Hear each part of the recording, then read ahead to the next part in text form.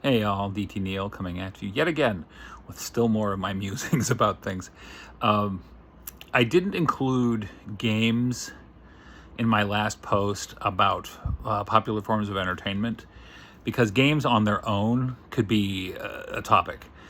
And that's interesting for me because games will probably be one of the only forms of entertainment, mass entertainment, that will continue in some fashion. And even those are suffering from challenges of cost in terms of production, updates, all that kind of thing. And I'm speaking. There's really two areas. There are spectator sports, and there are video games. And spectator sports, I mean, that's big business. That's a big business entity. And increasingly, everyday people don't have the play money to attend those big events. They usually watch it on television if they're going to watch it at all. And yes, there are still people who do, but when you look at a lot of those classic major spectator sport events, there is a barrier inherent in terms of affordability for people.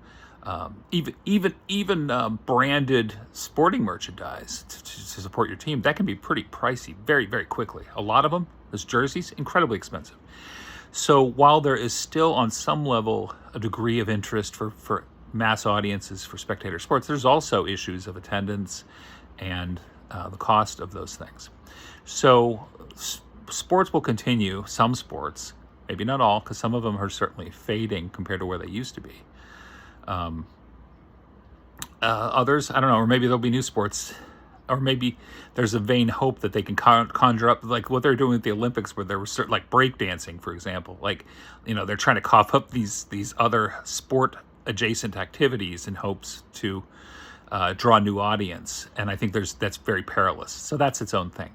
Video games absolutely are taking a lot of the entertainment that previously might have gone, the entertainment dollar that might have gone for other things.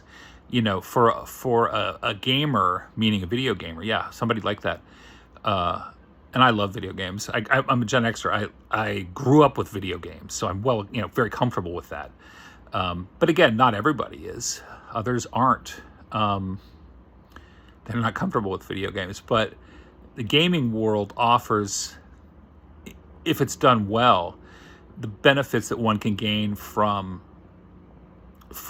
narrative entertainment, from movie entertainment, except instead of reading about something, you can actually be the hero. You can be the protagonist. You can be the person doing all that stuff.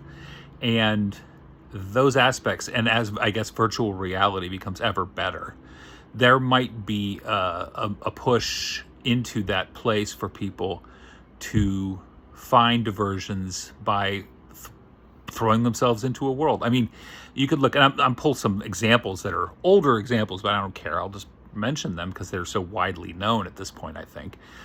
You could look at something like the Grand Theft Auto franchise or Red Dead Redemption and find a very immersive world that you can occupy. And there are so many other examples now. But they offer participants and players places to go, goals to meet, things to accomplish. And so as much as the mainstream slags video games, and they like, well, people are just playing video games. I look at that and think, well, yeah, but it's an affordable form of entertainment and it's immersive. And if you can derive a certain serotonin or dopamine hit from playing games, that you don't have to leave your home for it, and that in a weird way that puts it above a lot of those more cost intensive entertainments. And even in the gaming world, they have those microtransactions, which are basically gaming companies who are nickel and diming fans of the games with all these microtransactions, which itself is pretty specious. It's I don't think that's a good thing, but that's going to be one of the last refuges of mass entertainment. And even in the context, it's mass is loosely speaking. I mean, some of those games have had huge amounts of sales. So I always feel like even though it's in terms of the larger norm culture, gamer culture is probably still in some ways niche. It's a subculture in many regards, but it's a huge subculture. And there's a place for people to go with those things. Whereas, you know, playing a game about a particular set of characters is in many ways more fun than going to see a movie about those characters, because you have a certain amount of agency when you're playing that game. So TBD, we'll see where they go with those things. But those are that gaming is one of the only areas, like the last bastions of entertainment relative to those other older forms of media, which had their day and that day passed. I think games may be one of those last bastions. And again, if virtual reality becomes ever more realistic and more enticing for people, that may be where people go and they just disappear. They put on their Oculus devices and they are glowing and flowing. So we'll see where it goes.